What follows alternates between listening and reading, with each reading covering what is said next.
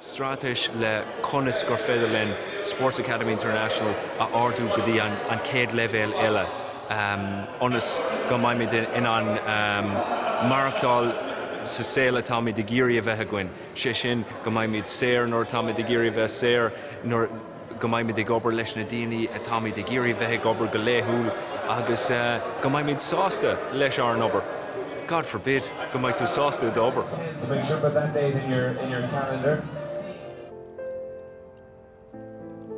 Is céimí de chuid Scéal inter ollscoil Mhaile Cliathta Domas. Is an sin a rinneadh múnla agus dearú ar a Abaltart. Tá man seo le búlú le gúrú gró a chreideann gur an dóigh is fearr lenar múana úsáid mar náisiún a bhfuil go leor fintrión ná go gcaithimid go leor a athhrú inar gultúr náisiúnta. Tá tú a géirí aithneach ar ort féin le go méid tú níos Abbey. Tá tú géirí tuiscinnte áil ar na bailí éagsúla eile atá ar fáil le jobba dhéanamh agus na léirge sinna áil. So riad tá tú seasamh siar, sais bird's eye view, seasamh agus breanú síos. Cén bhaint atá go sin le fintriacht? No, céir é an nasc idir an rud a rinne sibh, chúisibh mad, climbing frames, monkey puzzles, gachrad. Huh? Crothaíocht, yeah, ba páistúil, ach tá leir an crothaíocht tagann sé ó bheith páistúil. Is dóigh bheg a dóigh hábhairta atá gist lena rang a chuirte mataí muí lena ponte chur aniuil. Ní dólam sa godálín an fólam ar fad is sí ag desk go fuair Malta le pean agus pápéir agus leabhra. Tharlín go leor den bhólam ar bhealaí eile freisin.